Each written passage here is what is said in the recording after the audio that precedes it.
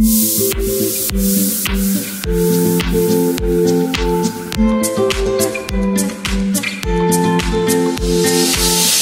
toujours un plaisir pour moi de vous retrouver, amis de Miséricordia. Salut à vous et bienvenue sur notre émission Au-delà des Églises.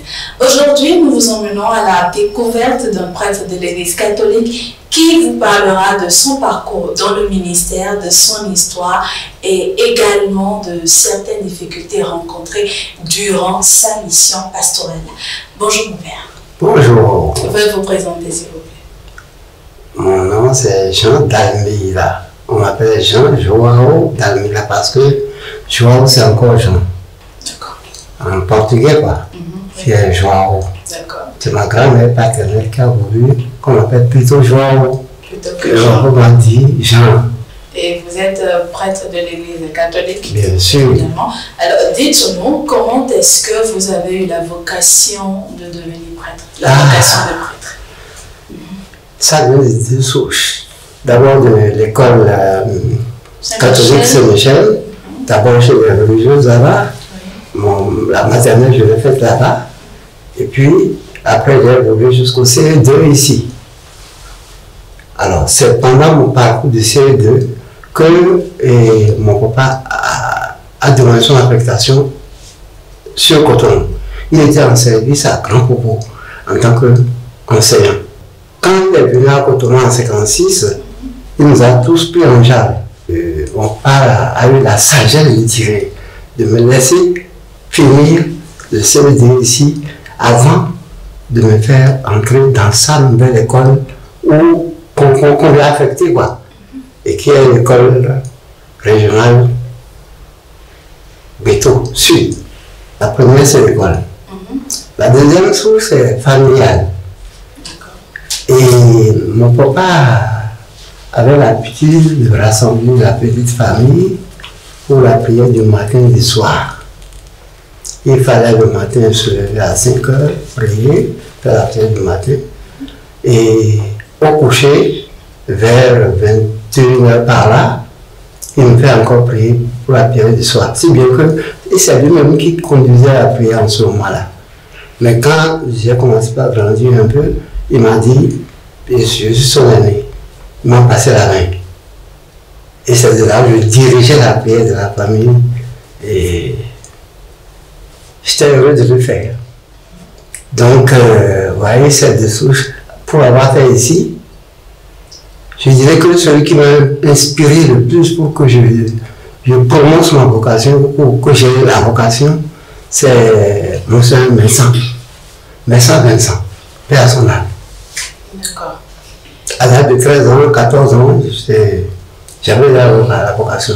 Je ne suis pas d'une vocation tardive. De votre entrée au grand séminaire jusqu'à votre ordination, comment est-ce que vous avez vécu ce temps-là? Comment est-ce que ça s'est passé? Dans la joie.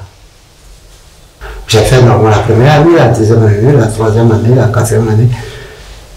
Arrivé en cinquième année, et c'était le diaconat.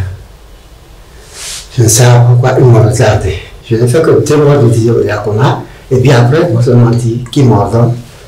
Et cette année d'ordination, nous n'étions que 2 prêtres venant du diocèse de Cotonou.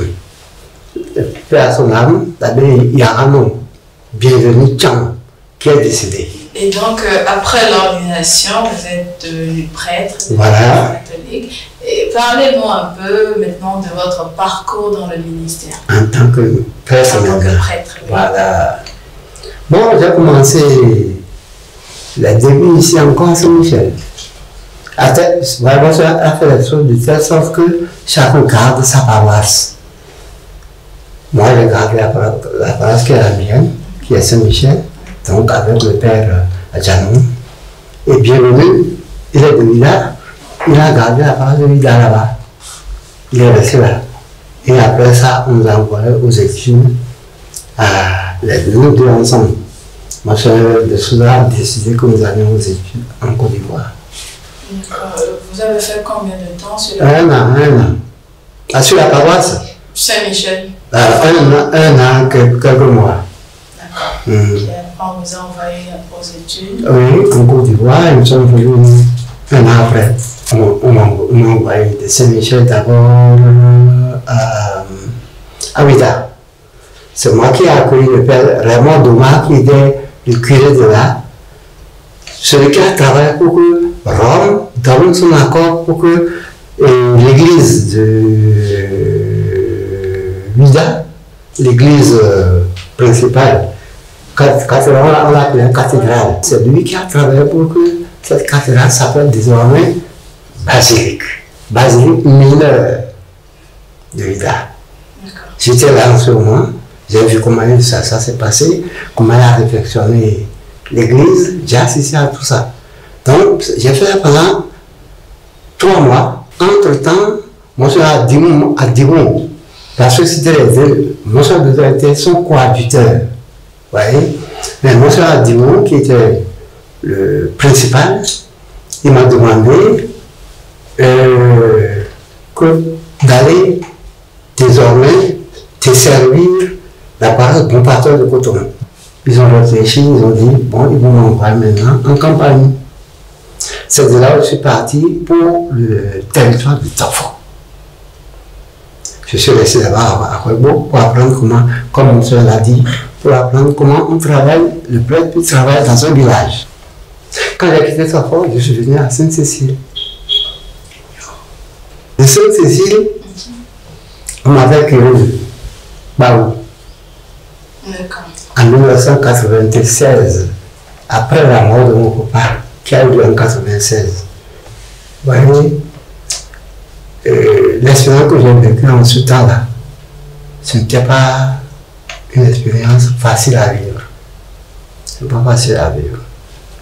Donc, c'est après ce moment que les deux pères qui assuraient l'intérim de Monseigneur, le père Vilassa et le père Danon Gilbert, c'était les deux qui assuraient l'intérim du nouvel église qui va arriver. Ça ne finit pas être Monseigneur Assoba.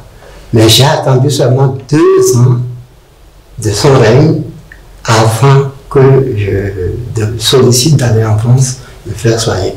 Et donc, mon père, au vu de votre parcours, quel héritage souhaitez-vous laisser au peuple de Dieu? Je conseillerais au peuple de Dieu de veiller dans la prière, surtout.